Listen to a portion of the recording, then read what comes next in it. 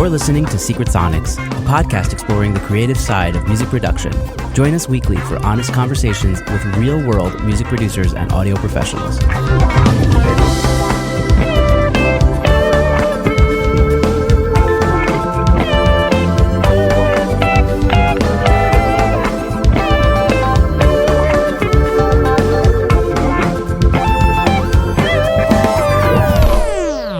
Hello, and welcome back to Secret Sonics. I'm your host, Ben Wallach. My guest today is Noam Levinberg. Noam Levinberg is a mixing and mastering engineer based out of Tel Aviv, Israel, and currently working as the head of audio for Artlist.io. Noam first came to my attention because of the work he's done with the excellent Israeli progressive band Tatran. He's been on my shortlist for some time, and I finally reached out, and he was gracious enough to join me on the show. So welcome to Secret Sonics, Noam. Hey, that was a cool intro. Yeah, I got to do it, man. Got to introduce for the people. Awesome. It's good to be here. Really cool show. And thanks for inviting me. Yeah, I appreciate that. Yeah, and thanks for coming on. Thanks for giving your time to the show. For sure. So tell me a little bit about you. What's your story and how did you get into music production? Around the age of 13, 14, I started really wanting to play in bands. And I realized really quickly that I'm not going to be a good musician. So, I mean, I tried fiddling around with a guitar, and that kind of didn't work out for me. And I tried bass, which was fun for a bit, but I saw that kind of like the musicians around me were much more into, the playing than I was. They were much more devoted to playing. And I loved being around them, and I loved listening to music, but I wasn't that devoted to like the actual practicing and playing. So, around that same time, 13, 14, I was trying to figure out what to do. And I didn't really, know that there's a thing called audio engineering or production or mixing or any of it. I just was hanging out with friends and going to rehearsals. And then, what does a friend do when he's hanging out in rehearsals? I would just try and help out. And one of the things I was kind of asked to do or volunteered to do was trying and capture the rehearsal with a mini disc or something. Oh, wow. Taking me back with the mini disc. Yeah, man. So that's how I started. And I basically, the first real encounter I had with audio was I heard from a friend of a friend, an older guy who was 17. He was like, yeah, if you want any of your music to be on the radio, it needs to be mastered. And I was like, what's mastering? And he said that's what, kind of defines professional recordings. So I was like, oh, that's cool. So I was looking for a mastering engineer. And I basically found one from, again, that same dude. He was saying yeah, this guy is a professional mastering engineer, and his name was Udi Kumran. And basically, I just showed up at his doorstep, asking if he can teach me, and he was kind enough to say, "Look, I'm not going to teach you, but you can sit behind me in the sofa and just see what I do and." Hang out. So you're 14 at the time? Yeah, I was 14.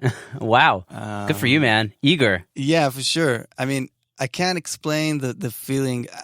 I guess anybody that's really into music can kind of relate to that feeling where you're I don't know why I'm doing this, but I have to do this, Yes. Yeah, for sure. You're also at that age where it's just it's everything to you. When you're a teenager, Yeah. The music that you're attached to is your whole world, Yeah. At least it was, in the early 2000s for me. No, for sure. That's exactly what I'm talking about. It's your whole world is one track that you listen to from I don't know, Offspring or something. You're oh, yeah, this is my world. Exactly. Totally. So yeah, hanged out at Udi's studio, and then he was kind of if you're hanging out, you might as well learn. And he started teaching me some fundamental stuff. and I kind of translated that into working with punk bands, basically, like high school punk bands. Started recording them, and eventually actually opened a little label, punk label. Really? Yeah. How long after that was this, like the label? Like a year or two later.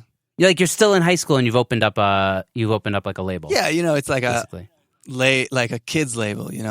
We did just punk rock bands. We released, I think, 9 or 10 CDs. Each CD sold like 100 copies or something. Yeah, right. Okay, sounds about right. Yeah, it's not. But it's not something wow. serious. But it was a good experience as a kid. I would literally walk around with CDs in my backpack and trying to sell them at a store. Going to a store and being like, "Can you put the CDs in the store?" And he's like, "You got to sign this and you got to sign that." And it was a good learning experience for me. Wow. Yeah. Wild. So at what point did audio become like a professional thing for you? I gotta say, it was like kind of from the beginning. I was hanging out at Udi's studio, and the more I was hanging out there, the less I wanted to go to school, the less I wanted to do anything else but stay in the studio. And at some point around like 16, he would start giving me all these like little gigs that he couldn't or didn't want to do, like TV ads or like little kind of annoying projects. And that basically was my first job, like my first professional job. And I never had an actual day job other than engineering ever. So, yeah. Awesome. It was always a profession for me, I guess, in a way. Yeah. Well, did you have like a moment where you kind of said, "Oh my God, this is happening. This is going to be what I'm going to be doing," Again, I think it's weird, like compared to other people.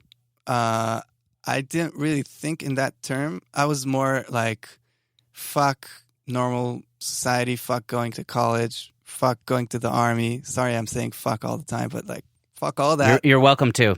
I'll put a big E, Fuck all that. I'm going to be in studios for the rest of my life. I don't know if that was like the wisest thing to do, but I think my parents tried to tell me like, you better study something or be more focused on other things as well. But I think they saw that I couldn't. I was like possessed with learning the skills of being a sound engineer. So by the time I was like 19, I could pretty much run like a session. I wasn't good at anything, but I could, record to ADAT at the time, use a mixer, patch stuff around, go and buy sandwiches to musicians, make coffee. Oh yeah, a little bit of everything, I'm sure, at that age. Sure. Wait, so when did you start working at the Pluto? The Pluto, for those who don't know, is like one of the most renowned recording studios in Israel, in Tel Aviv. So you said you've been there for, I guess, 8 years. You said 10 years. You said before we even started recording. Yeah. So Pluto opened up, I think, 10 years ago, and I actually was in India working in a label called Earth Sync. Who they do a lot of world music, and basically I was working there as a sound engineer, and it was a big studio complex. And when I came back to Israel, I've heard about this big studio Pluto opening up, and they happened to buy a Neve VR console, and it was the first Neve VR in Israel, and we had one of those in India. So. Oh, nice. It was kind of like a good starting point. So I was introduced to Barak, who was at the time the studio manager. And he was like, "You're the only guy we've met that knows how to use an EVR. And you're young. So, yeah, welcome." That was it was like amazing. I'm serious. It was like a 10-minute conversation. It was like, yeah. You can start working. So wow. Yeah, I was here right when they opened, a little bit earlier than the like official opening, and I'm kind of I've been back and forth. I mean, I've been working here as Pluto engineer, and then I left Pluto for a few years, and then I came back to rent out one of the rooms. So yeah. I love that story about like because you knew that console that nobody else knew, you got the gig. And this is like I think the second story on the podcast of someone knowing a specific console and getting a gig and like jump starting their career. Yeah. So it's pretty cool.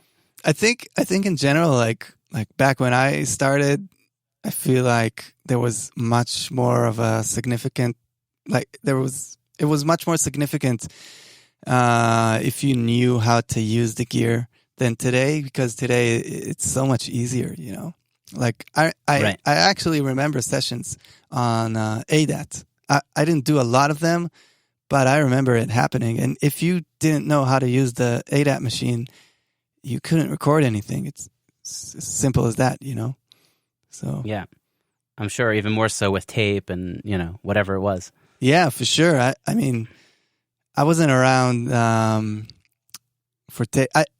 I have a tape machine and I love using a tape machine, but I never had to use a tape machine. Right. Yeah, absolutely. It was from choice. Yeah, no, absolutely. Well, I just want to talk about the first time I found out about you was when I saw the remote desert live sessions that you did with Tatron. I was like, this is really cool sounding and it's in the middle of nowhere and it's this cool remote recording setup. So I was just curious, like, I guess is remote recording a big thing? Because that was at one point remote recording was like my thing. Like I was like, okay, I'm going to set up a mobile unit. I got my RME and my external preamps, and I'm going to take my laptop and go and record. And like, it was always so stressful. But you seem to have this system down pat. Can you tell the audience about that and maybe talk about that specific session? I'll link to it in the notes. Yeah. Well, it's interesting that you say that because I used to do a lot of that sort of recording. Like, I mean, okay, again, if you go back like 10 years, mobile recording was a really difficult thing to do because you had to have like an interface that could work with multiple inputs, and like it was a big hassle. So I used to have a really nice rig with like I think it was 16 preamps.